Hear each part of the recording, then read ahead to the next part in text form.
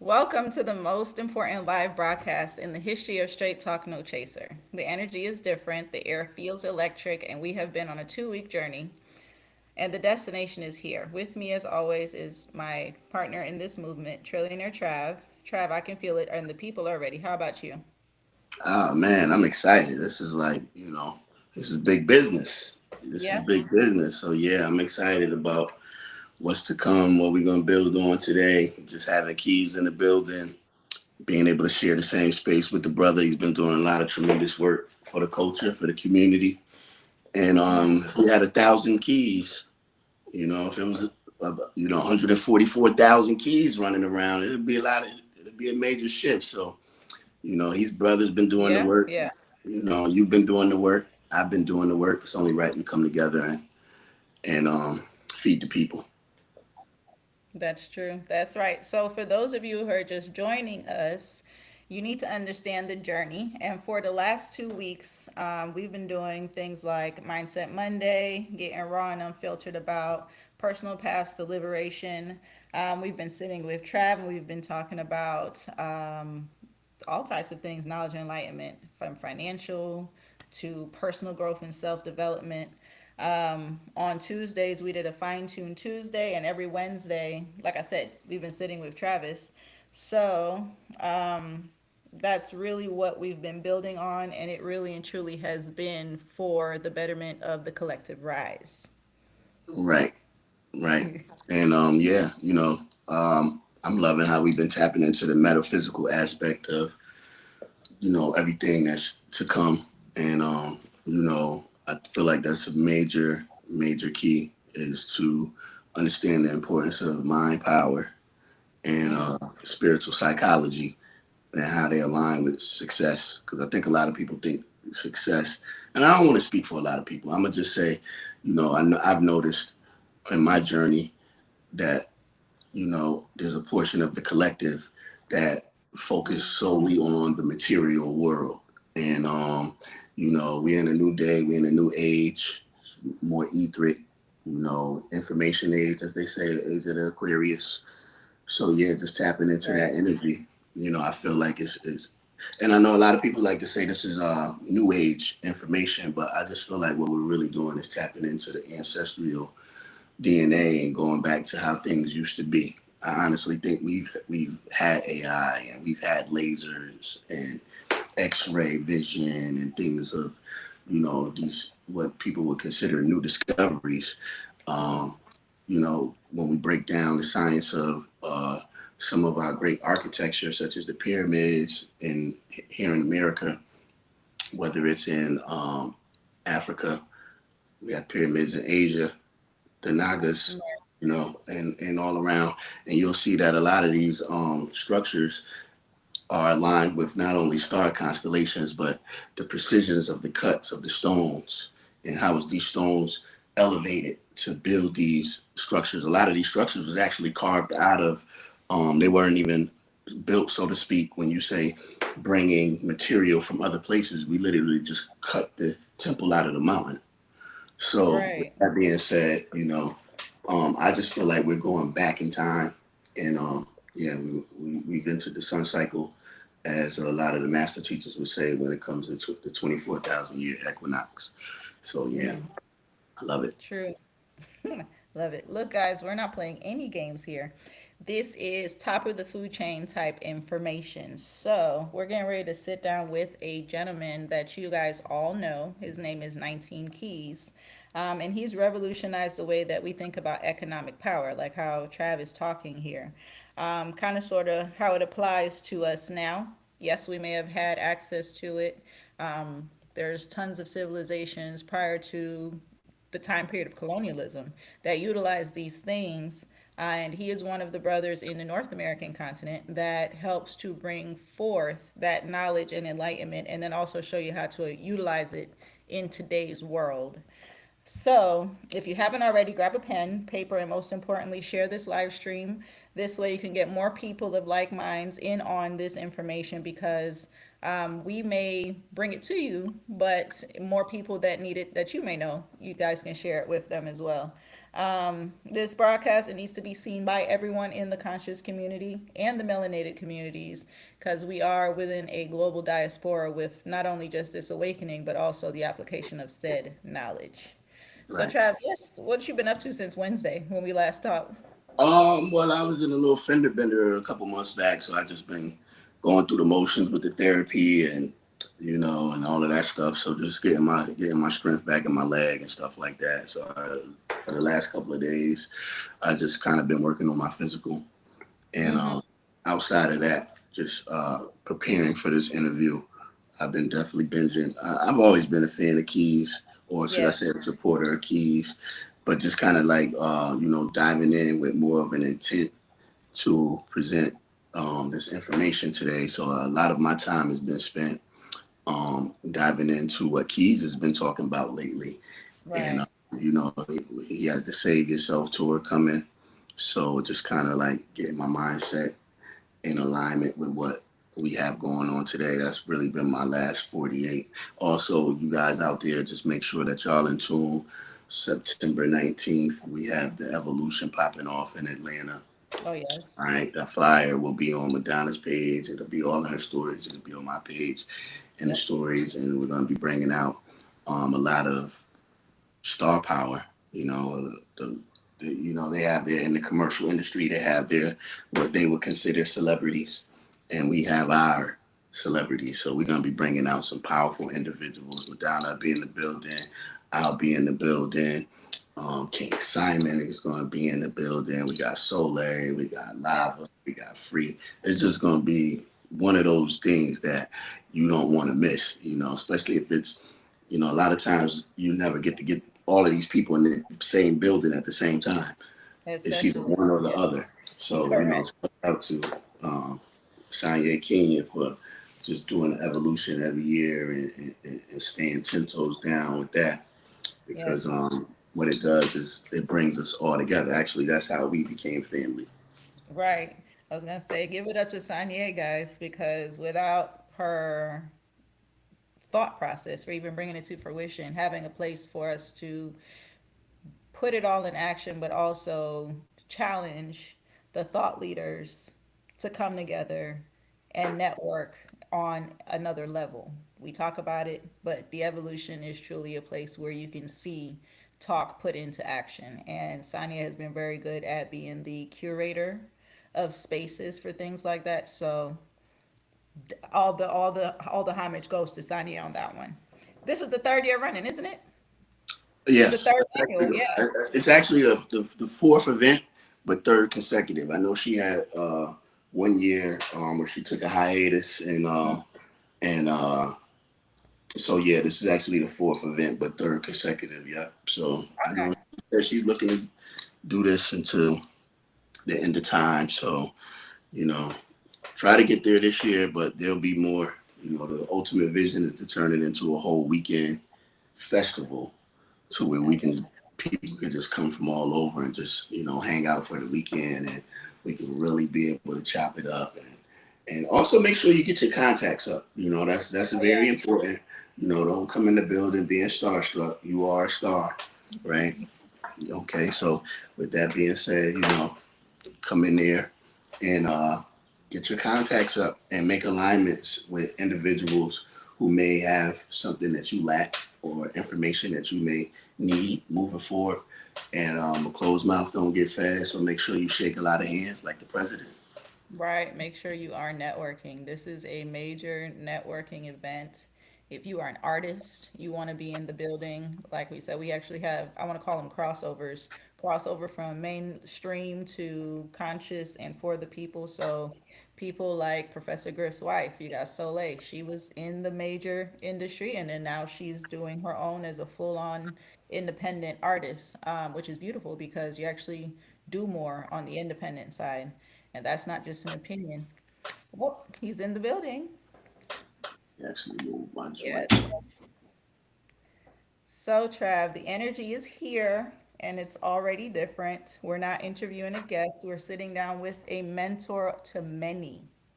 A mentor Absolutely. to many, someone that a lot of people look up to. He's been a consistent voice of truth and empowerment. So we are getting ready to connect bridges on a global scale in all regions and for all of the communities, melanated and indigenous, across the diaspora.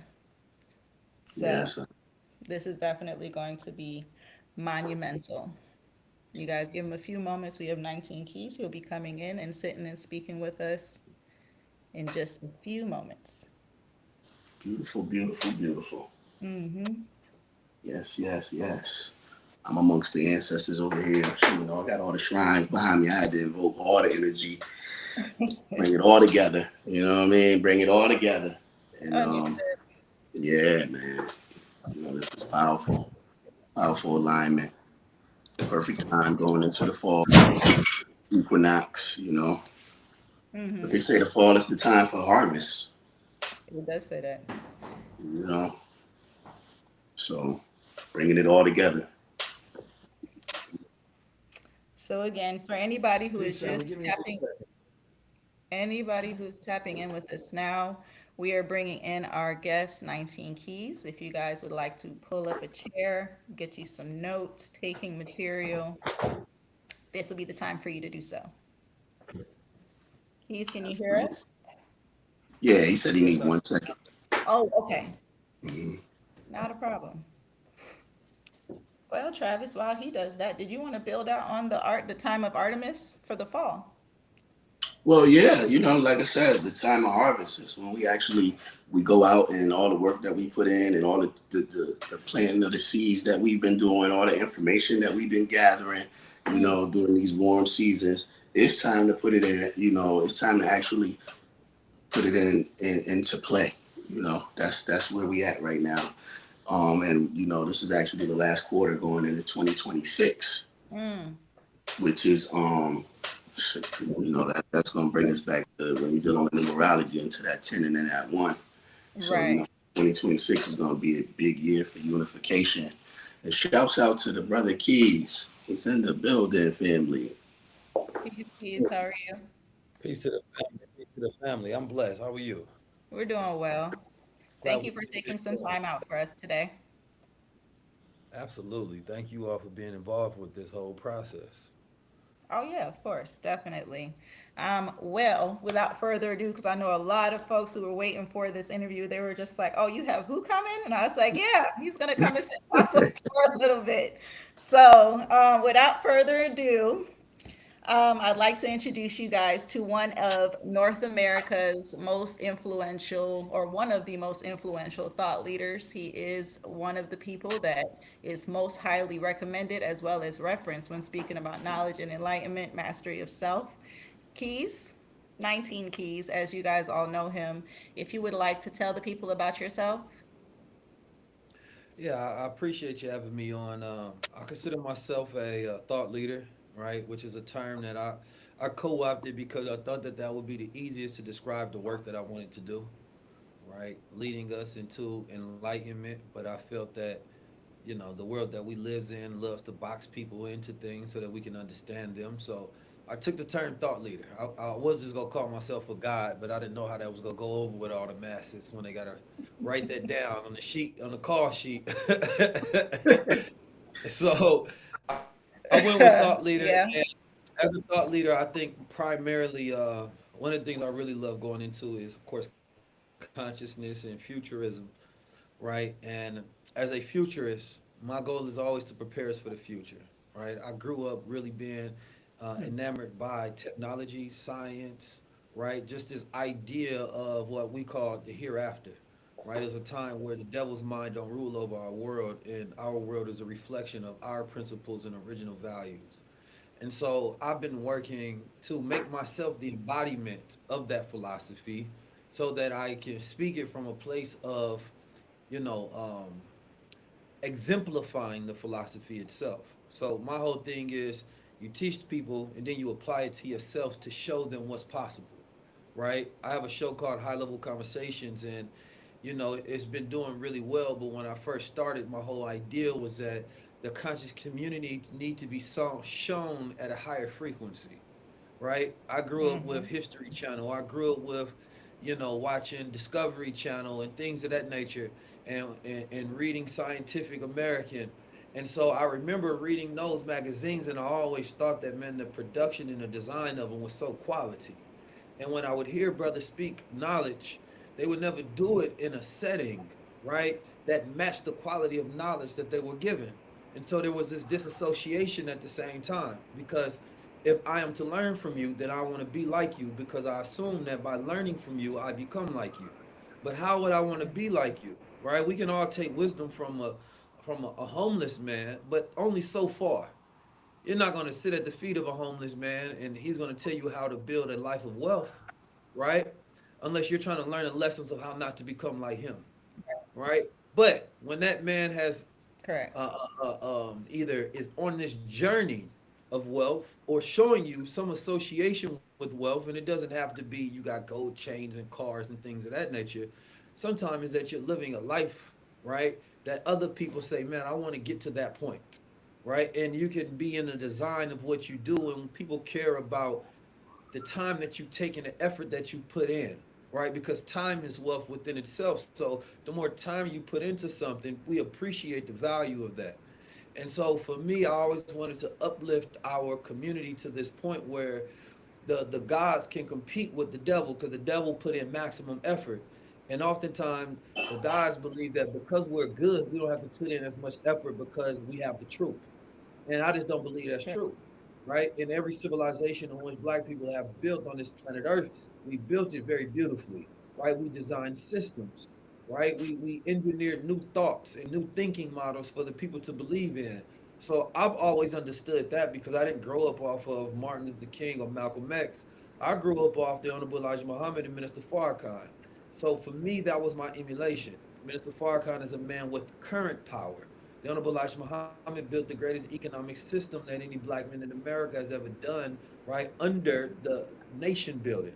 So for me, that's what a leader looks like, right? And so that's what I've been working towards, and I don't think I've reached that level, right? But I'm working towards to try to stand on the shoulders of those giants. Okay, that's beautiful. Well, I just have a question to open you up for the listeners. For those who don't necessarily know you in this depth, they're going to get a really good educational piece because when you speak with intention, which I appreciate. So, based on your most recent post, you've spoken about cognitive warfare and building a supermind. When we're looking at global headlines, we see the traditional power structures becoming more unstable. How can the indigenous and the melanated communities in North America, as well as across the globe, arm themselves with knowledge and the mindset in order to thrive, not just survive? In this era of digital and economical upheaval. That's a great question. Cognitive warfare is a term that speaks towards this new type of warfare that our generation is faced with, right?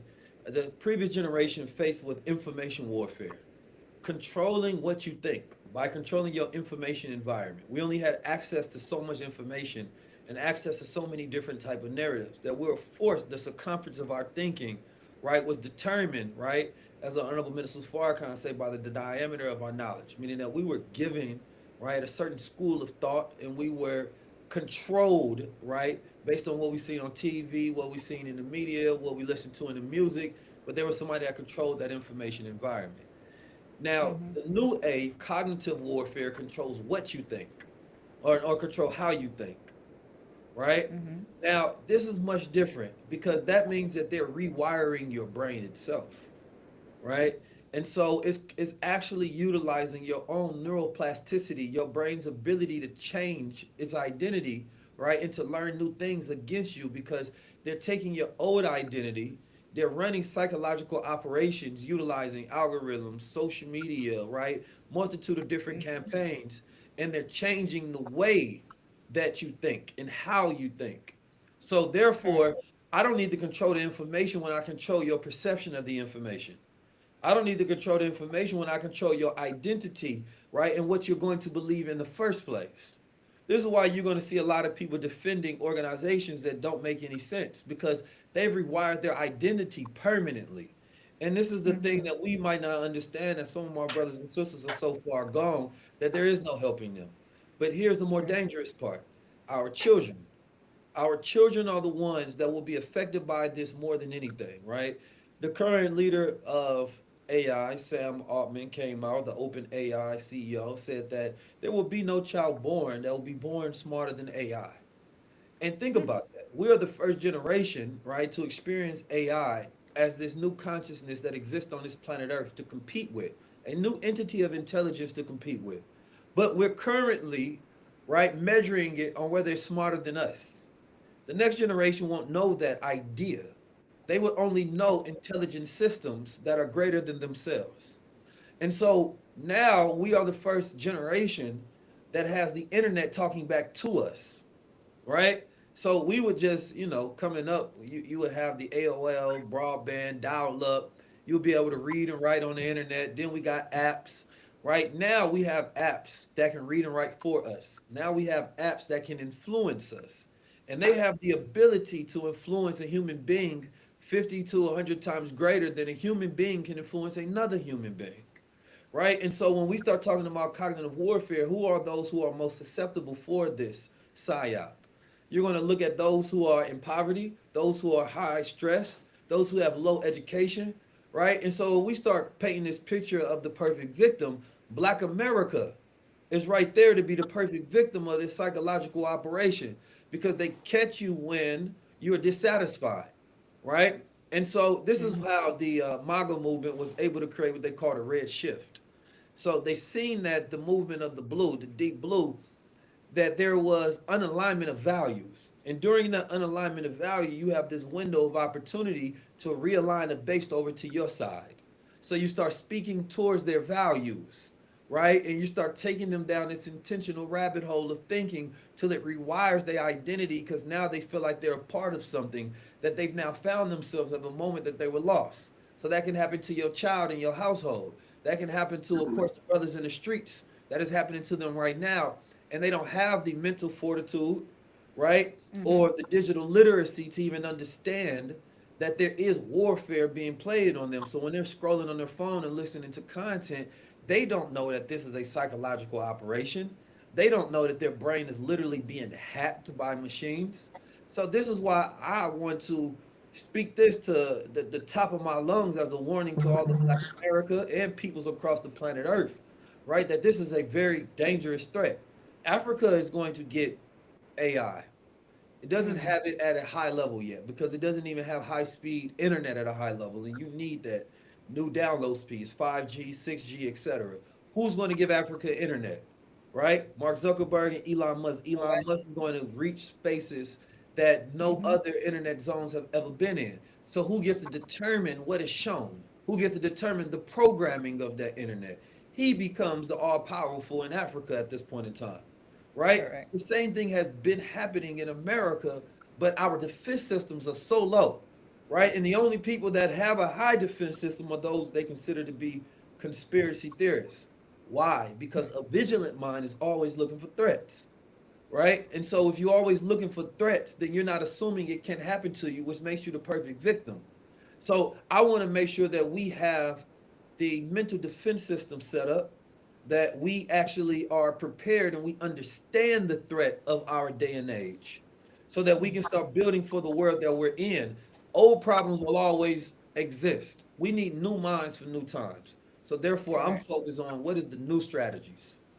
Keys, let me intervene, and I just wanted to ask you a question because it's in alignment with what you're talking about right now. And it's concerning the tech sector.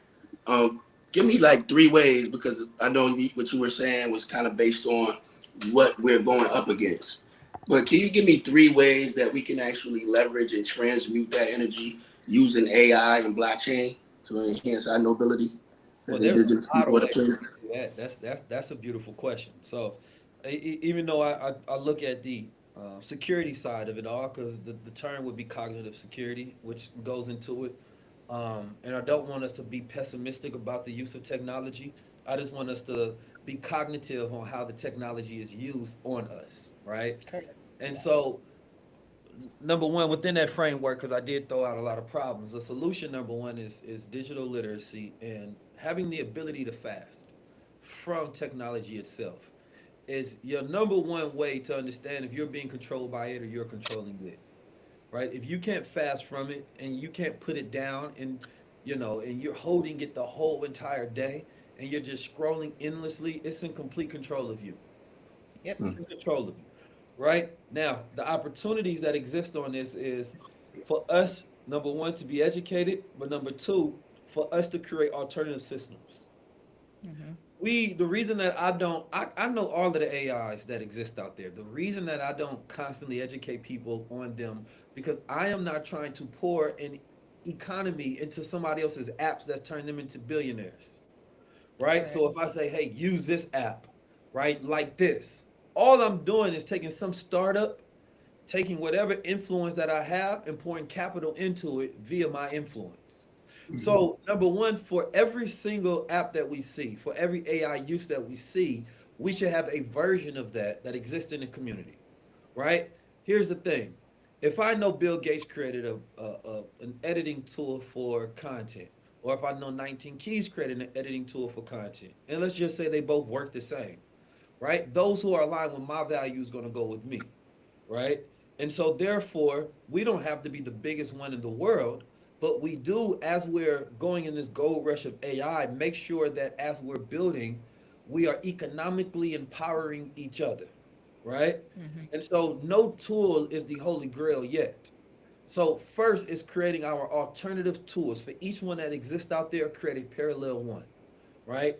When we start talking about the blockchain, if we start talking about digital nations, right? This is very important. Speak on it. Digital nations is not a concept that I came up with. I wish I did so I can take credit, right? But it's this Indian guy who came up with this idea of creating these digital nations. And he believed that if you can create these digital cities, right? So let's say me, you, her, we all get into a digital city. We have the ability to list our assets. So you know how much that city is worth by its combined citizens. This digital city, let's say it exists in Discord, right? And that Discord is connected to record citizenry through the blockchain. Everybody comes in, and once they come in, they get a digital ID, they get a digital passport, right? Now, this digital city has a constitution to it. We exist solely so that we can have more, economic power and influence in the world, right? So, therefore, when you get in, you going to a voting mechanism that says that here are my assets. I will pledge, let's say, 5% of them towards our overall goal. So now, let's say you get 1,000 people in there. You understand me?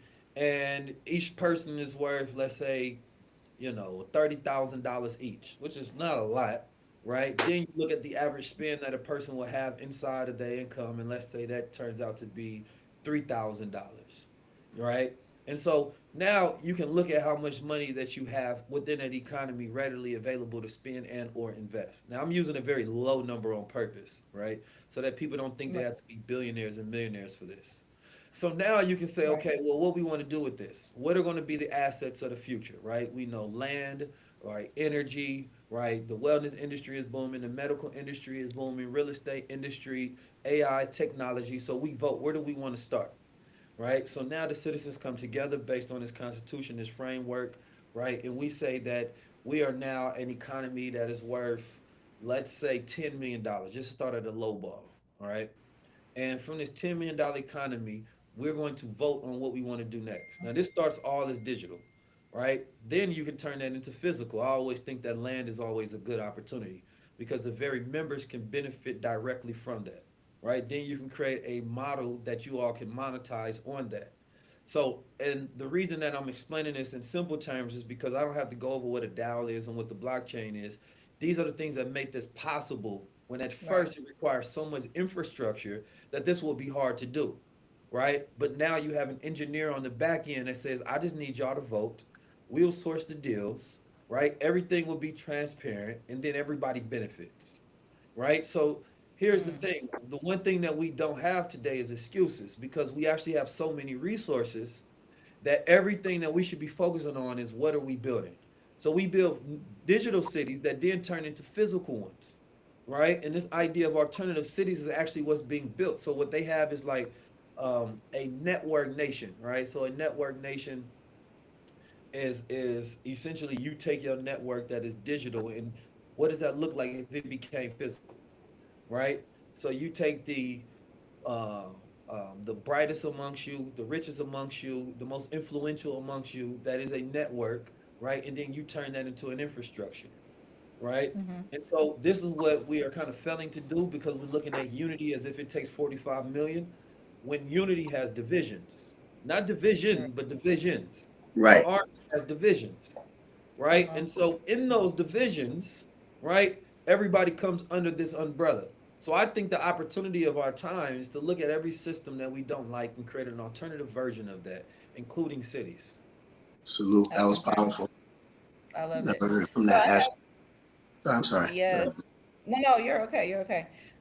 I just had a question to ask off of that because he was talking about resources. So it actually brings me to my question about gaps in resources. So, um, because you've referenced historical figures who built self-sustaining ecosystems, our diaspora is vast, with different cultures and beliefs. What, in your view, is the single most important principle or foundational understanding needed to bridge the gaps in our resources, the knowledge, and then the application between the diverse communities? Even though, yes, we are all the same and we all have the same problem, yet the division lies in the cultural differences and whatever else people can come up with. So, can you give us just your thought on how to bridge those gaps?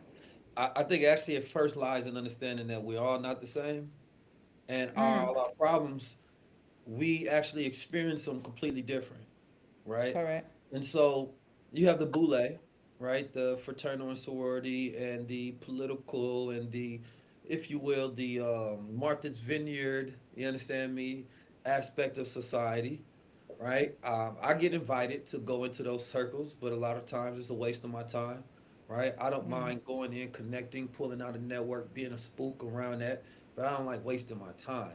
And I don't Right. like being around buck ass and suckers, right? And so what they're experiencing is how do I maintain position and be comfortable enough in masses house, right? Then you go into the poor class of people and they're looking at how do we tear down the system, right? So that we can benefit from a new infrastructure change, right? Right. And so there's completely different ways that we're experiencing.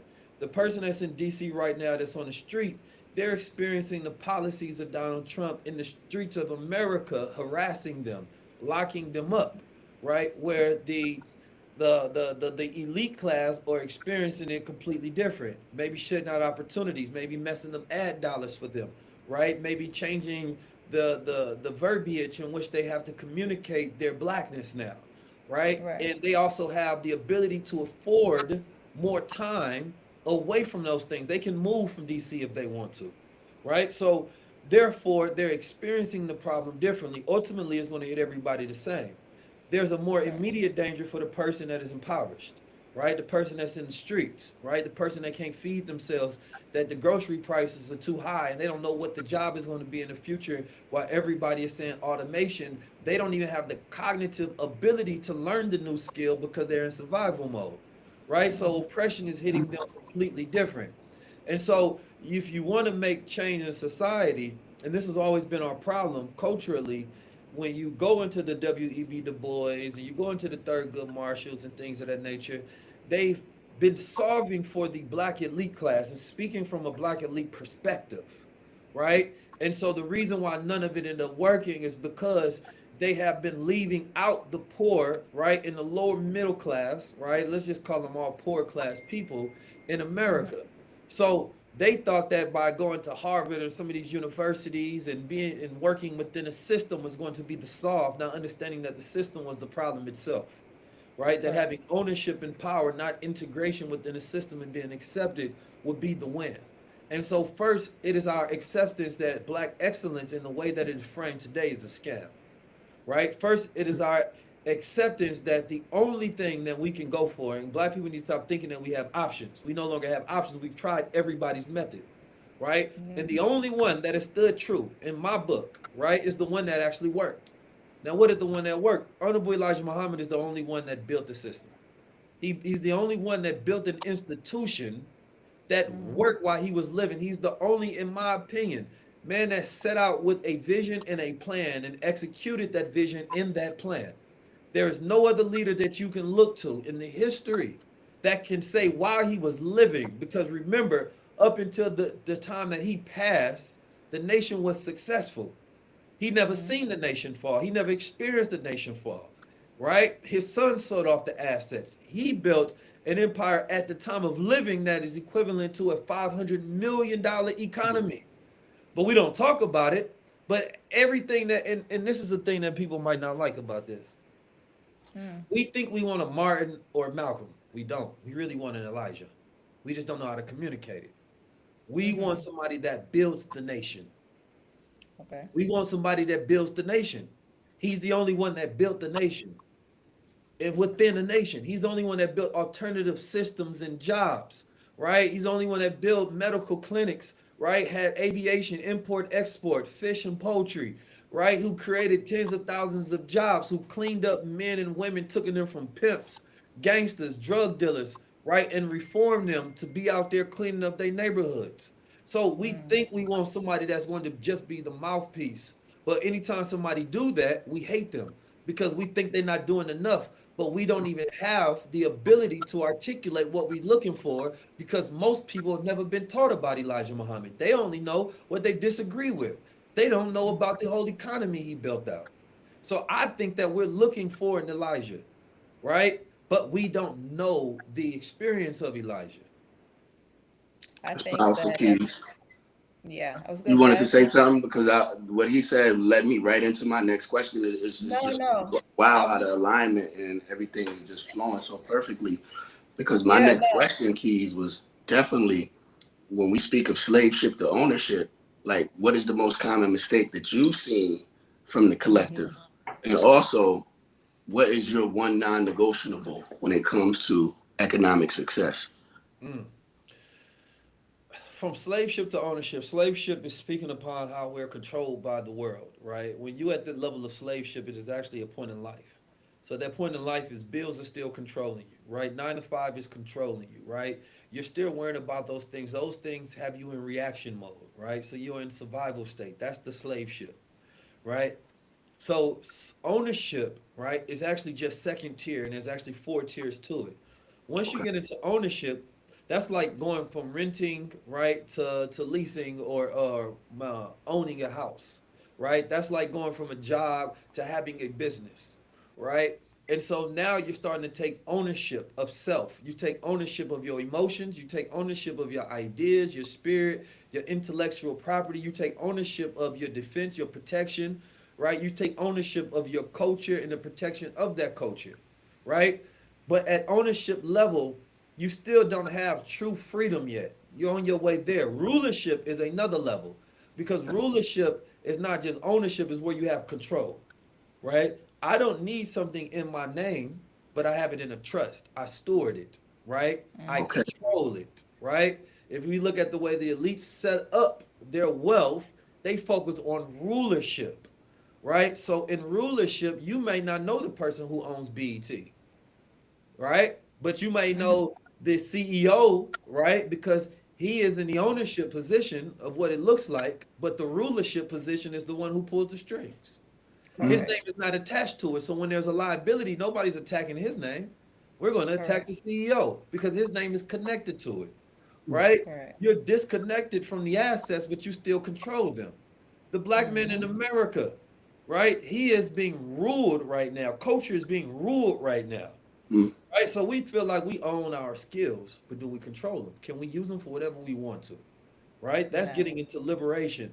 And then when we talk about the last one, it goes from slave ship to ownership to rulership to mothership. Now, mothership is this idea, right, that when we reach this level of enlightenment, ultimately, right, it is when we start to become architects of the world.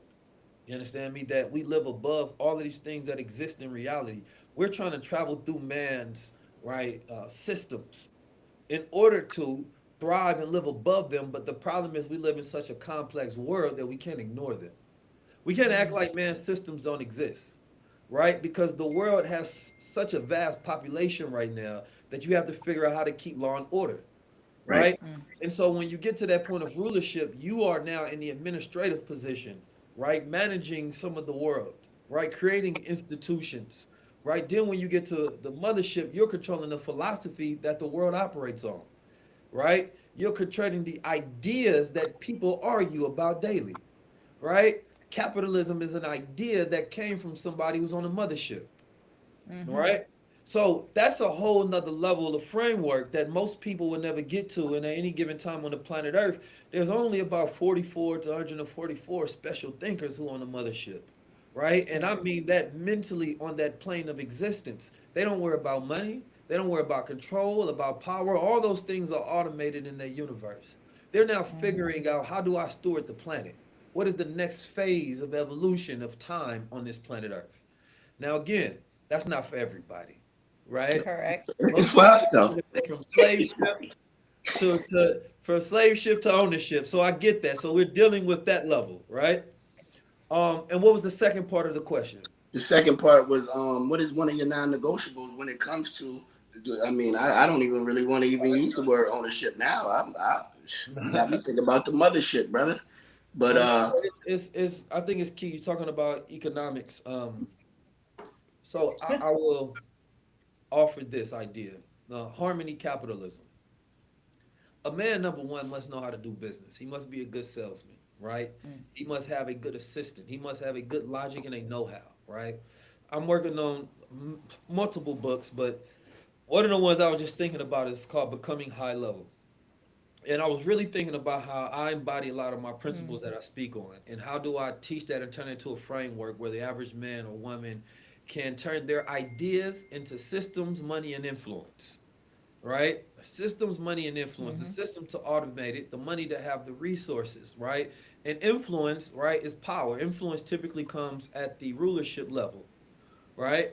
And so, as I was thinking about that, when we talking about harmony capitalism comes from the Eastern world, right? Where they don't just focus on scalability, right? In America, we focus on how do we build a business to scale a business, to sell a business.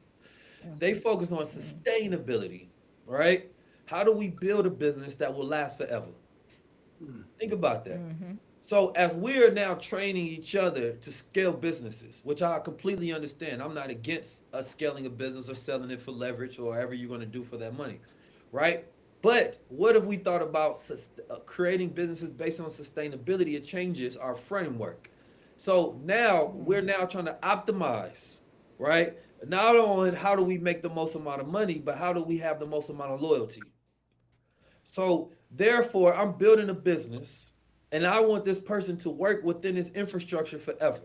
But that means that the infrastructure has to work for them forever, right? So if you go to Japan, you see people, they will retire at the spaces that they live at and that they work at, because that business is trying to optimize on loyalty to that Yep. business, right? We don't care about building in talent and then turning them over and then keep on moving forward. No, they're optimizing for that. So I think that as we just talking about economics, period, I think that we need to focus on how do we create harmony in our economics? How do we create harmony in our so-called capitalism? Because we do live in these models, right? But let's not Correct. operate off Western systems. Then a number one is ownership of IP. It's just important, right? We are the most talented, powerful people on the planet Earth, but we don't own and rule ourselves, right? So economically, I'm always going to work with each other. My brother Sauce Walker from Houston, he's a rapper out there. I just posted to where he went and spent $60,000 with a brother I know named Rich God. Now, Rich God makes fashion, he makes clothing, right? You understand me? Designer clothing. All the rappers and local artists and things of that nature, they all go to him. He was bragging about spending $60,000 with another black man, right? Right, I've seen that. We never see that. It's the first time we've ever seen that happen in our lives. That I'm gonna brag about spending $60,000 with another black man. The point of it is we see that all the time with Gucci. We see that all the time with Louis. We see all that time with Hermes. We never brag about, right? Economically and financially empowering each other. So my Correct. non-negotiable will always be, you understand me? Spin within. Beautiful. That's How? beautiful. So, Keys, your insights today are a true blueprint. But before we close and bring this all together for our audience, what is one core piece of sacred wisdom you would tell them to embody today in order to activate their full potential and contribute to the collective. Mm, very Hmm. great question.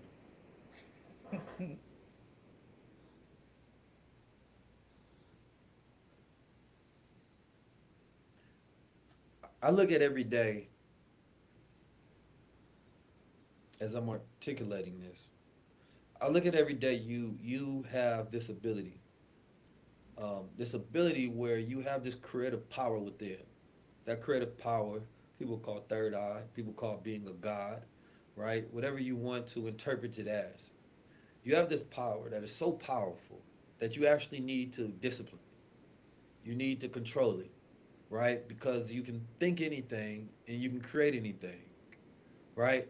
And I need people to embody and understand that you are so powerful that you have to control yourself so you don't create chaos. But that same power that is able to create chaos is able to create order, right? That same power can manufacture any reality that you want. Matter of fact, it's manufactured the reality that you live in, right? The problem is you haven't ordered that power so that you can start to produce a better reality. That power is not just one source, it's not just in the brain. That's one of the aspects. Cognitively, we should be focusing on training that asset.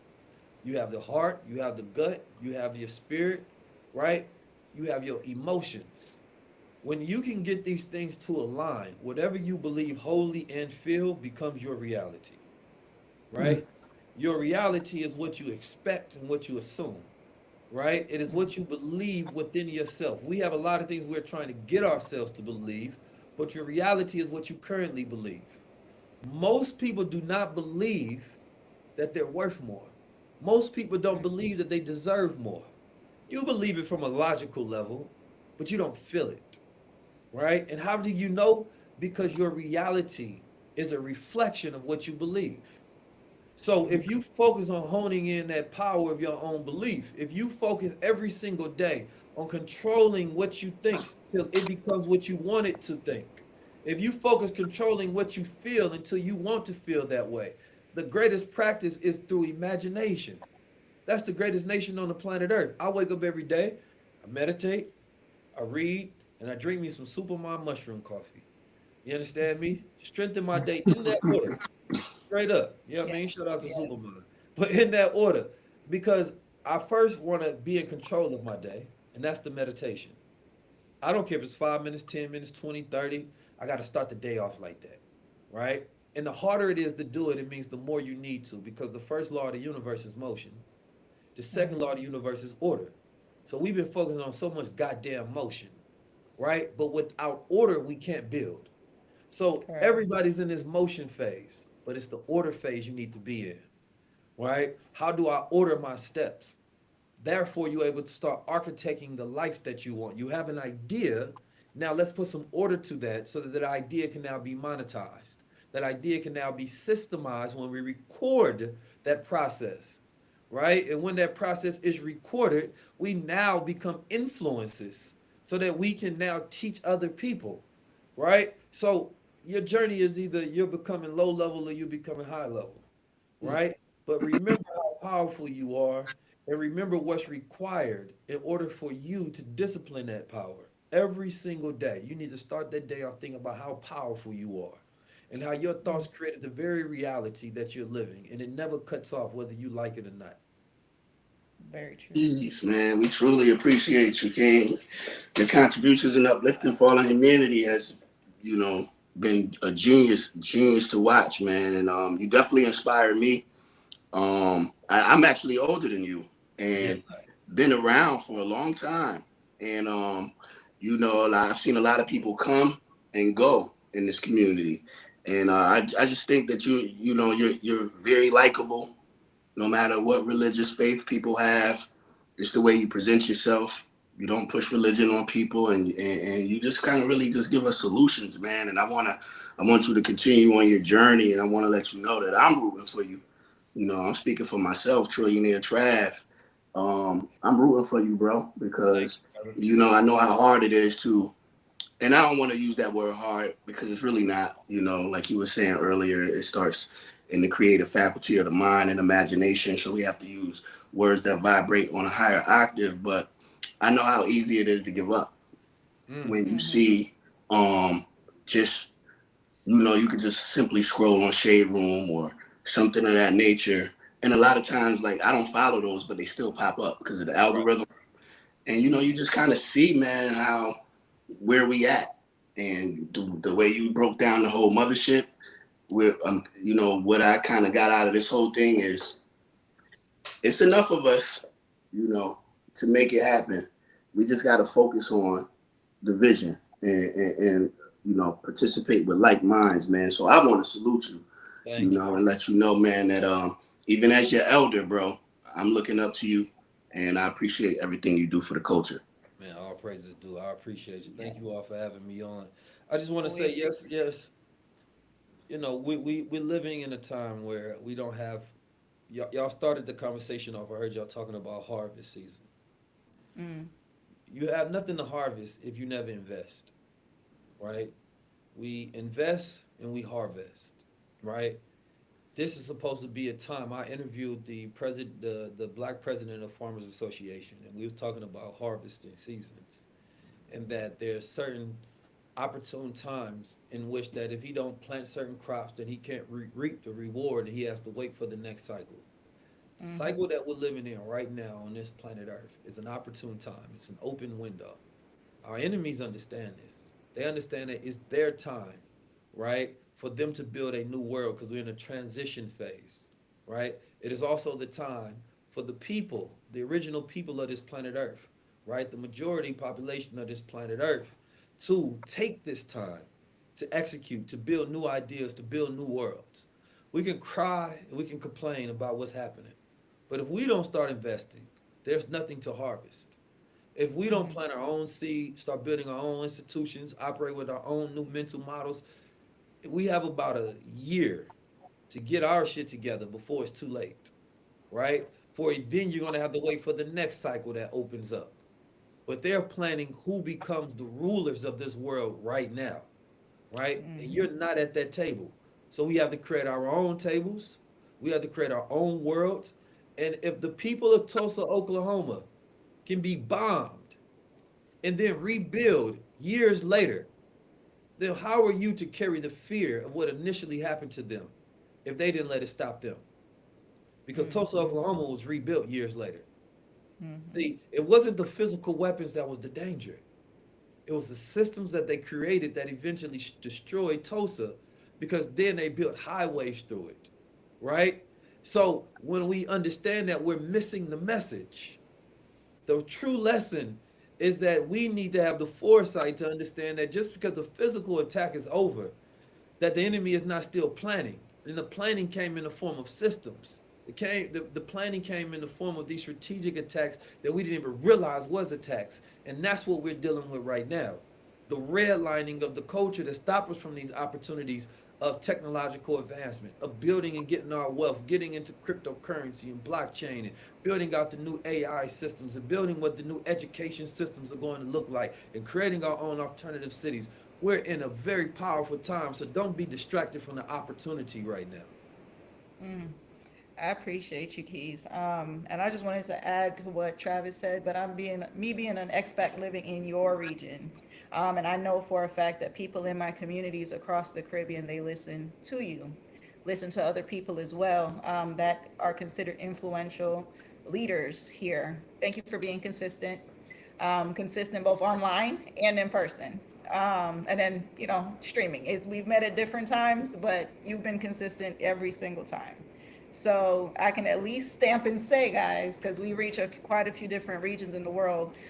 Keys, if you're still listening to Keys, he is someone who not only embodies his mission, he also lives through action. He puts the words on the paper, whatever comes from his mind, to actual physical action in his life. That I can say, just as an observer. And then here we are having this conversation on a Thank personal you. level. So I appreciate you. Thank you. This conversation is a culmination of everything that we've been building towards in these last couple of weeks. Guys, this has been more than an episode. And Keith, I appreciate you even going over on time. Nah, I don't mind at all. I appreciate y'all. Thank you. Glad Thank to you. hear you. Yes, sir. All right, Absolutely. guys. This All has right, been Shade King. Room All right, Entertainment. Madonna. You guys, peace. Have a good night.